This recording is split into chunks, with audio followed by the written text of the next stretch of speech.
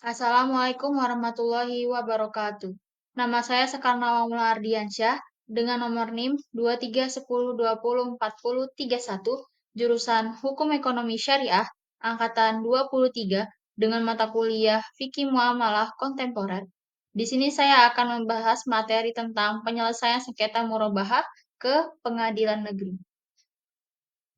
Murabahah adalah salah satu akad dalam perbankan syariah, di mana bank membeli suatu barang dari pemasok kemudian menjualnya kepada nasabah dengan harga yang mencakup margin keuntungan yang disepakati.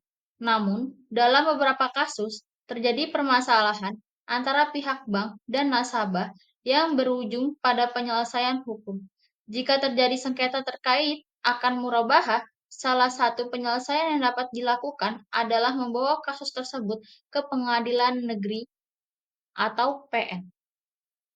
Berikutnya saya akan memberitahu prosedur penyelesaian sengketa murabahah di pengadilan negeri. Yang pertama ada mediasi internal bank. Yang kedua ada pengajuan gugatan ke pengadilan negeri. Proses ketiga adalah proses persidangan. Yang keempat adalah mediasi dalam persidangan. Yang kelima adalah putusan pengadilan. Yang keenam adalah eksekusi putusan. Berikut saya akan memberikan contoh kasus. Di sini ada kasus PT Bank Syariah Amanah sebagai penggugat dan Bapak Ahmad sebagai yang tergugat terlibat dalam transaksi pembiayaan murabahah untuk pembelian mobil. Dalam akad murabahah ini, Bank Syariah Amanah membeli mobil seharga 200 juta dari dealer dan menjualnya kembali kepada Bapak Ahmad dengan harga 250 juta. Berdasarkan akad yang ditandatangani, Bapak Ahmad setuju untuk mencicil pembayaran sebesar 10 juta per bulan selama 25 bulan.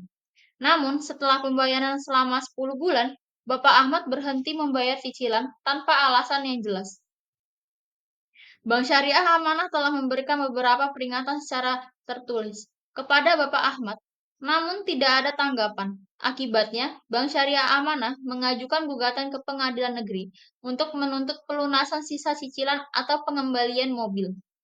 Berikut prosedur membawa kasus ke PN. Yang pertama adalah mendaftarkan gugatan. Bank Syariah Amanah mendaftarkan gugatan ke pengadilan negeri dengan tuntutan agar Bapak Ahmad melunasi sisa utang sebesar 150 juta dengan sisa 15 bulan cicilan, membayar denda keterlambatan sesuai dengan ketentuan dalam akad. Jika tidak mampu melunasi, mobil yang menjadi objek akad murabahah akan dikembalikan kepada bank. Yang kedua ada pemanggilan para pihak. Pengadilan negeri memanggil kedua belah pihak, Bank Syariah Amanah dan Bapak Ahmad, untuk hadir dalam persidangan. Bapak Ahmad hadir dengan pengacaranya dan mengajukan pembelaan bahwa ia mengalami kesulitan keuangan mendadak akibat usaha yang bangkrut, sehingga tidak dapat membayar cicilan tersebut tepat waktu. Yang ketiga ada proses mediasinya. Sebelum memasuki proses persidangan, hakim menawarkan mediasi antara kedua belah pihak. Mediator yang ditunjuk mencoba membantu kedua pihak mencapai kesepakatan. Bank Syariah Amanah menawarkan rekonstruksi urus utang dengan memperpanjang jangka waktu pembayaran. Namun, Bapak Ahmad menolaknya dan tetap tidak bisa melunasi cicilan. Yang keempat langsung dibawa ke persidangan. Setelah mediasi gagal, persidangan dilanjutkan. Bank Syariah Amanah mengajukan bukti-bukti berupa akad murabahah yang telah ditandatangani oleh kedua belah pihak. Bukti pembayaran cicilan selama 10 bulan, surat peringatan yang dikirim kepada Bapak Ahmad. Di sisi lain, Bapak Ahmad mengajukan pembelaan bahwa dia tidak mampu melanjutkan pembayaran karena kondisi keuangan yang buruk.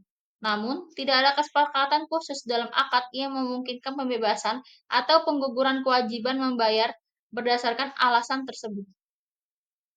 Yang kelima adalah putusan pengadilan.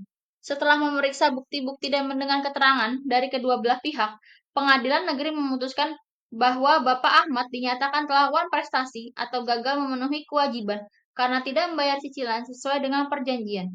Pengadilan memerintahkan Bapak Ahmad untuk melunasi sisa utang sebesar 150 juta dalam waktu 30 hari.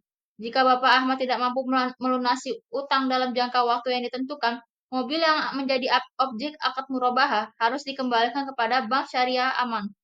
Bapak Ahmad juga dikenakan denda terlambatan pembayaran sesuai dengan ketentuan dalam akad. Yang keenam, eksekusi putusan. Setelah putusan dikeluarkan, Bapak Ahmad tidak mampu melunasi utang dalam jangka waktu 30 hari. Oleh karena itu, Bank Syariah Amanah mengajukan permohonan kepada pengadilan untuk eksekusi putusan. Pengadilan kemudian memerintahkan penyitaan dan pengambilan mobil kepada bank. Analisis hukum dalam kasus ini adalah Bapak Ahmad dianggap telah melanggar perjanjian dan atau wan prestasi. Karena tidak melunasi cicilan sesuai dengan akad murabahah, pengadilan mengacu pada pasal 1338 KUH Perdata yang menyatakan bahwa perjanjian yang sah berlaku sebagai undang-undang bagi mereka yang membuatnya. Selain itu, berdasarkan pasal 1267 KUH Perdata, Bank Syariah Amanah sebagai pihak yang dirugikan berhak untuk menuntut pemenuhan perjanjian atau menuntut pergantian biaya, kerugian, dan bunga.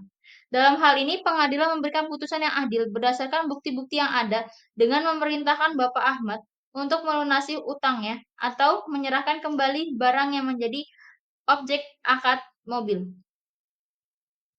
Selanjutnya, saya akan menjelaskan prinsip-prinsip penyelesaiannya. Dalam penyelesaian sengketa ke pengadilan negeri, pentingnya untuk memperhatikan beberapa prinsip utama dalam hukum syariah. Yang pertama ada keadilan. Hak dan kewajiban kedua belah pihak itu harus dipenuhi secara adil. Lalu kesepakatan awal. Solusi yang diberikan harus mengacu pada akad yang telah disepakati di awal transaksi. Berikutnya ada kerugian yang ditanggung bersama.